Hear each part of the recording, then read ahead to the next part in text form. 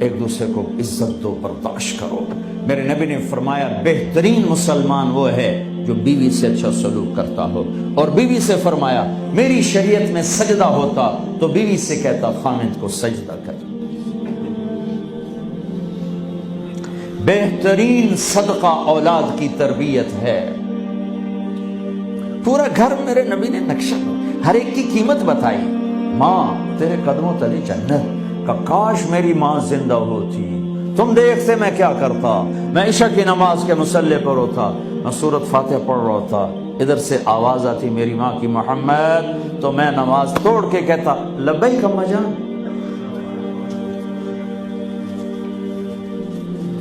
باپ کا تیرے جنت کا دروازہ ہے، باپ تیری جنت کا دروازہ ہے، کھولنا توڑنا نہیں، کھولنا توڑنا نہیں، توڑ دیا تو جنت میں نہ جا سکو گے۔ سب سے بہترین مسلمان جو بیوی سے اچھا سلوک کرے، سب سے بہترین عورت جو اپنے خامند کی منشا کو دیکھے۔ پھر آپ نے ایک عجب بات فرمائی جو معاشرے میں بہت بوجھ بنتا ہے جس کا، ہاں بھائی تمہیں ایسا صدقہ بتاؤں جس سے بڑھ کے کوئی صدقہ نہیں، تمہیں ایسا صدقہ بتاؤں جس سے بڑھ کے کوئی صدقہ نہیں۔ انہوں نے کہا جی کیا؟ کہا الابنۃ المردودہ، جس کی بیٹی کو طلاق ہو گئی یا بیوہ ہو گئی اور گھر واپس آ گئی ماں باپ کے، یا ماں باپ نہیں ہے تو بھائی ہیں، وہ ایک بوجھ بنتی ہے ماں باپ پر بھی، اور بھائی تو ویسے ہی باغی ہو جاتے ہیں۔ میرے نبی نے فرمایا اس بچی پہ خرچ کرنا کائنات کا سب سے افضل صدقہ ہے۔ گھر، ایک گھر کیسے چلتا ہے؟ ہمارے ہاں پنجاب سندھ بلوچستان سرحد میں بہنوں کو وراثت میں کوئی حصہ نہیں ملتا، سب بھائی کھا جاتے ہیں۔ میرے نبی نے فرمایا جس کو اللہ نے 2 بہنیں دیں اس نے ان کا حق ادا کیا، شادی کی حق ادا کیا۔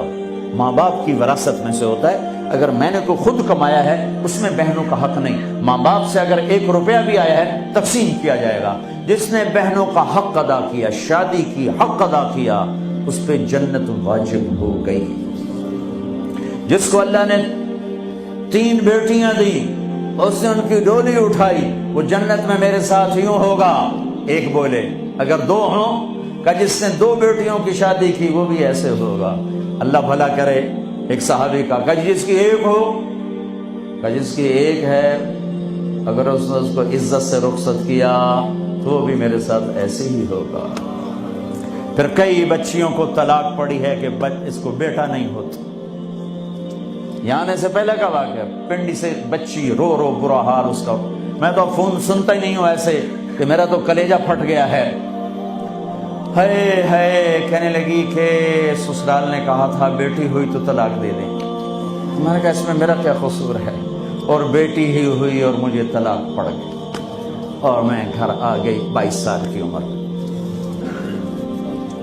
بیٹی دینے والا اللہ اور ظلم کرنے والا سسرال۔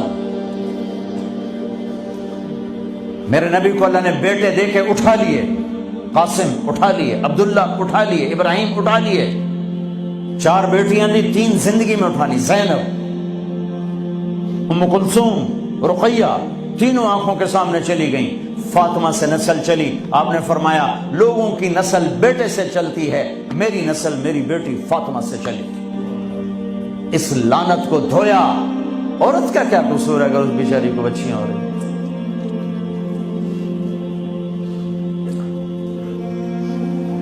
جس نے اپنی بہنوں کو حق ادا کیا، جس نے بیٹیوں کو ڈولے میں بٹھایا، ان کا حق ادا کیا، کہ جنت میں یوں ہو جائے گا۔ بہنوں کو دینا اتنا ضروری ہے، حرام ہو جاتی ہے روٹی۔ میں نے مولانا جمشید صاحب میرے استاد ہیں، میں نے ان سے تفسیر پڑھی۔ میں ایک دن شہد کی بوتل لے کر گیا، پرانی بات ہے 76-77۔ میں نے کہا حضرت یہ ہدیہ ہے۔ فرمایا کہاں سے لائے ہو؟